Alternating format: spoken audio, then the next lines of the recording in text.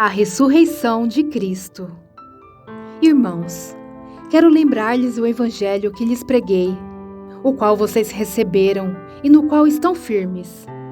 Por meio desse evangelho, vocês são salvos, desde que apeguem firmemente à palavra que lhes preguei. Caso contrário, vocês têm crido em vão. Pois o que primeiramente lhes transmiti foi o que recebi, que Cristo morreu pelos nossos pecados, segundo as Escrituras, foi sepultado e ressuscitou no terceiro dia, segundo as Escrituras, e apareceu a Pedro e depois aos 12. Depois disso apareceu a mais de 500 irmãos de uma só vez, a maioria dos quais ainda vive, embora alguns já tenham adormecido. Depois apareceu a Tiago e então a todos os apóstolos. Depois destes apareceu também a mim, como a um que nasceu fora de tempo. Pois sou o menor dos apóstolos, e nem sequer mereço ser chamado apóstolo, porque persegui a igreja de Deus. Mas pela graça de Deus sou o que sou, e sua graça para comigo não foi inútil. Antes, trabalhei mais do que todos eles. Contudo, não eu, mas a graça de Deus comigo. Portanto, quer tenha sido eu, quer tenha sido eles, é isto que pregamos, é isto que vocês creram. A ressurreição dentre os mortos. Ora, se está sendo pregado que Cristo ressuscitou dentre os mortos, como alguns de vocês estão dizendo que não existe ressurreição dos mortos?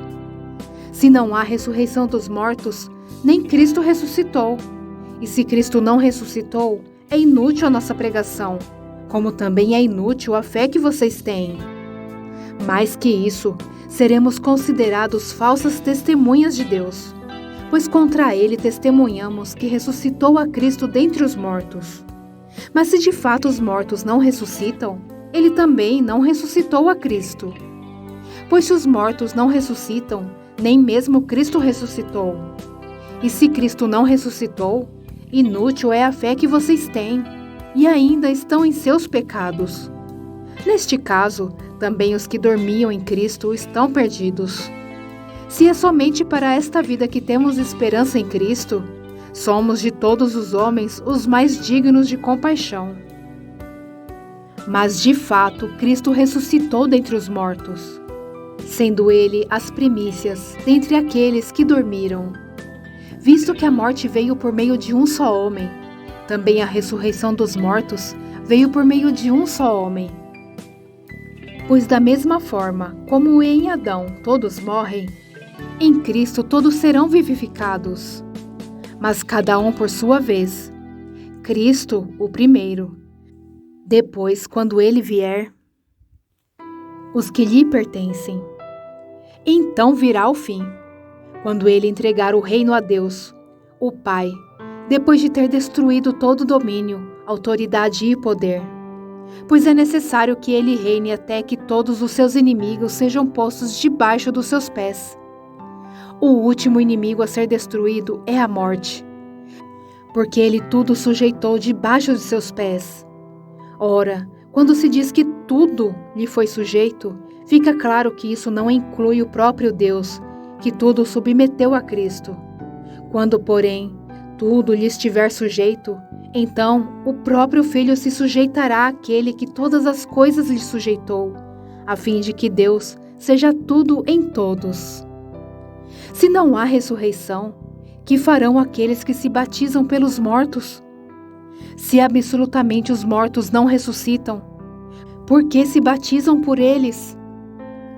Também nós, porque estamos nos expondo a perigos o tempo todo.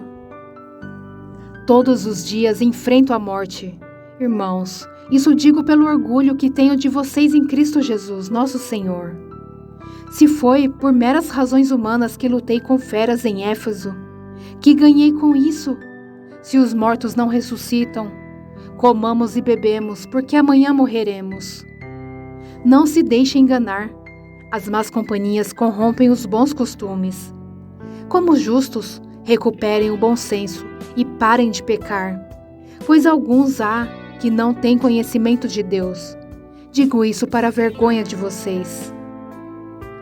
o corpo da ressurreição. Mas alguém pode perguntar: como ressuscitam os mortos? Com que espécie de corpo virão? Insensato! O que você semeia não nasce a não ser que morra. Quando você semeia, não semeia o corpo que virá a ser, mas apenas uma simples semente, como de trigo ou de alguma outra coisa. Mas Deus lhe dá um corpo, como determinou, e a cada espécie de semente dá o seu corpo apropriado. Nem toda a carne é a mesma. Os homens têm uma espécie de carne, os animais têm outra, as aves outra e os peixes outra. Há corpos celestes e há também corpos terrestres, mas o esplendor dos corpos celestes é um, e dos corpos terrenos é outro. Um é o esplendor do sol, outro o da lua e outro das estrelas, e as estrelas diferem um esplendor umas das outras. Assim será com a ressurreição dos mortos. O corpo que é semeado é perecível, e ressuscita imperecível. É semeado em desonra, e ressuscita em glória. É semeado em fraqueza, e ressuscita em poder. É semeado um corpo natural, e ressuscita um corpo espiritual. Se há corpo natural, há também corpo espiritual.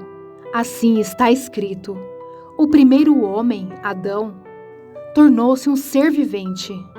O último Adão, espírito vivificante. Não foi o espiritual que veio antes, mas o natural. Depois dele, o espiritual. O primeiro homem era do pó da terra, o segundo homem, dos céus. Os que são da terra são semelhantes ao homem terreno, os que são dos céus, ao homem celestial. Assim como tivemos a imagem do homem terreno, teremos também a imagem do homem celestial. Irmãos, eu lhes declaro que carne e sangue não podem herdar o reino de Deus, nem o que é perecível pode herdar o imperecível. Eis que eu lhes digo um mistério: nem todos dormiremos, mas todos seremos transformados. No momento, num abrir e fechar de olhos, ao som da última trombeta. Pois a trombeta soará, os mortos ressuscitarão incorruptíveis, e nós seremos transformados. Pois é necessário que aquilo que é corruptível se revista de incorruptibilidade, e aquilo que é mortal se revista de imortalidade.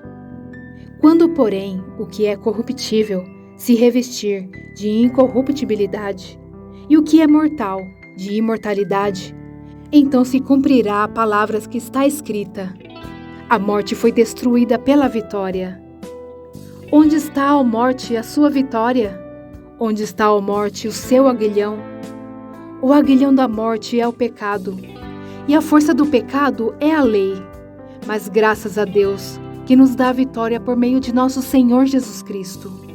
Portanto, meus amados irmãos, mantenham-se firmes, e que nada os abale.